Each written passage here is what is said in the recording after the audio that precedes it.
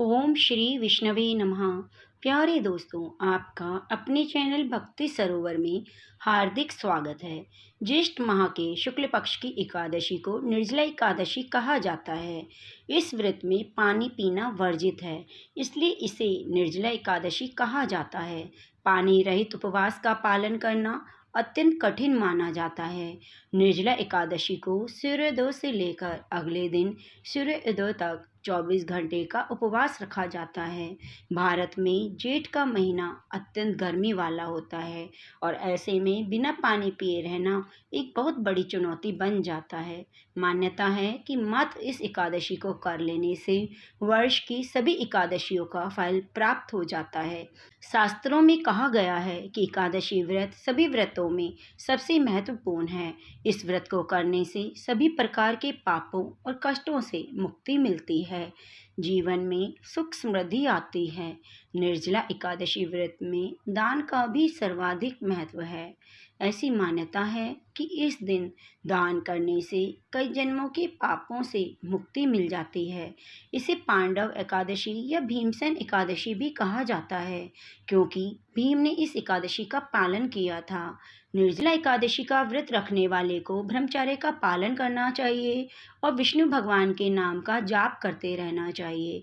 इस दिन भागवत गीता के किसी भी अध्याय का अध्ययन जरूर करना चाहिए, या आप किसी भी समय कर सकते हैं। तुलसी पूजा जरूर करनी चाहिए और भगवान को तुलसी जरूर अर्पित करनी चाहिए। ध्यान रखें, एकादशी के दिन तुलसी नहीं तोड़नी चाहिए।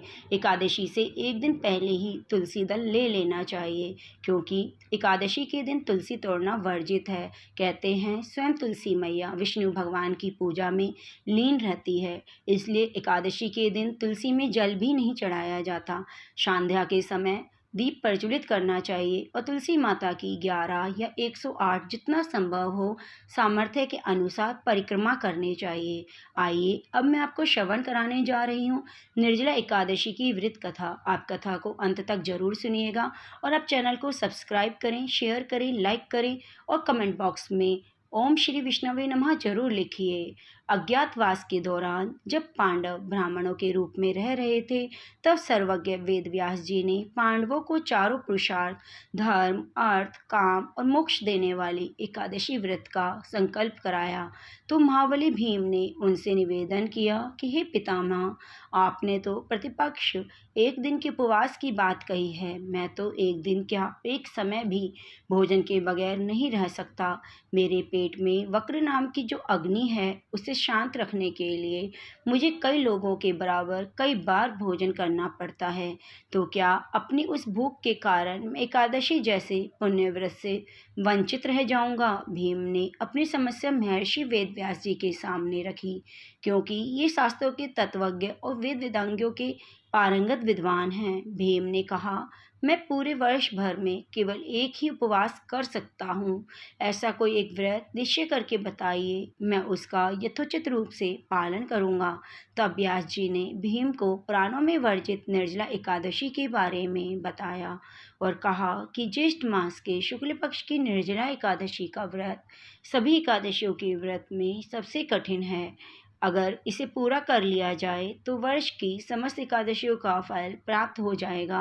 एकादशी सूर्योदय से लेकर दूसरे दिन सूर्योदय तक मनुष्य जल का त्याग करे तो यह व्रत पूर्ण होता है। तदंतर द्वादशी को प्रभात काल में स्नान करके भगवान विष्णु की पूजा करके और ब्राह्मणों को अपने सामर्थ्य के अनुसार दान करके उसका व्रत का पालना करे। वेद व्यास जी की बातों से प्रसन्न होकर भीम ने पूरी निष्ठा और श्रद्धा के साथ इस व्रत को पूरा किया। इसके बाद निर्जला एकादशी को पांडव एकादशी भी कहा जाने लगा।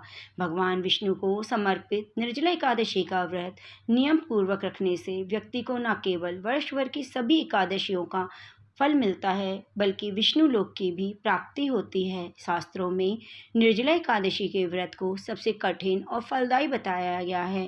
पांडव पुत्र भीम ने इस व्रत को कर सभी एकादशियों का फल प्राप्त किया।